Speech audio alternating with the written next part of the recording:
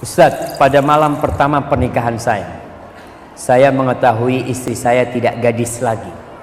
Saya melanjutkan pernikahan untuk menjaga aib dia dan keluarga dia di masyarakat. Tapi sampai saat ini sakit itu masih terasa terus. Mohon nasihatnya.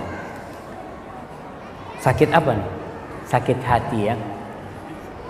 Ma'asyiral muslimin wal muslimat rahimakumullah. Rasulullah sallallahu alaihi wasallam bersabda, kullu bani Adam khata'. Semua anak Adam itu berbuat salah. Nah, nggak ada yang nggak berbuat salah. Ada yang terjerumus dalam dosa besar, ada yang terjerumus dalam dosa kecil. Tapi kalau dia bertobat kepada Allah Subhanahu wa taala, bisa jadi dia lebih baik daripada yang tidak berbuat dosa. Allah ketika menceritakan tentang penghuni surga di surat Ali Imran ayat 132 kalau nggak salah, Allah mengatakan walladzina idza fa'alu fahishatan aw zalamu anfusahum dzakarullaha fastaghfaru lidzunubihim wa man yaghfiru dzunuba illallah wa lam yusirru ala ma fa'alu wa hum ya'lamun.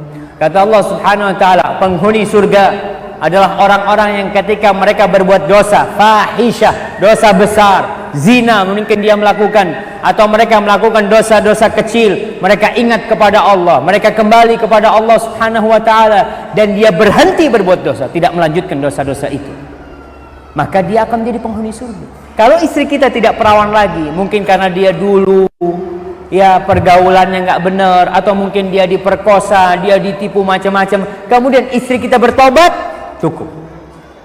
Man taba taballahu alaih. Barang siapa yang bertobat, Allah akan menerima tobat dia.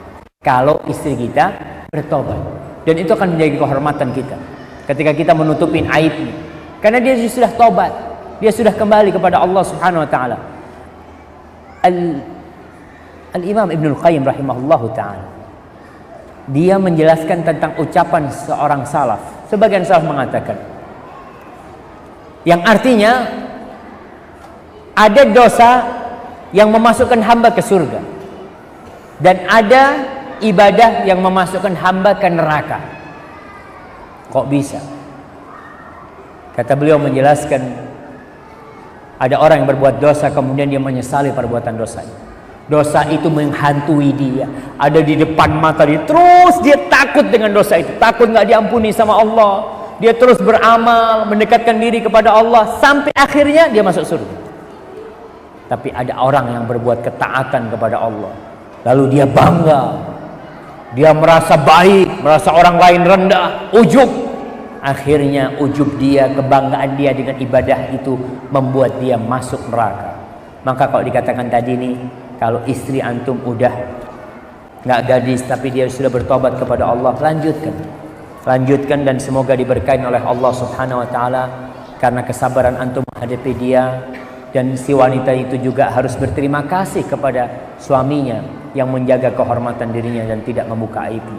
Tapi kalau istri kita udah nggak perawan tapi masih nggak tobat, ya jangan, hati-hati.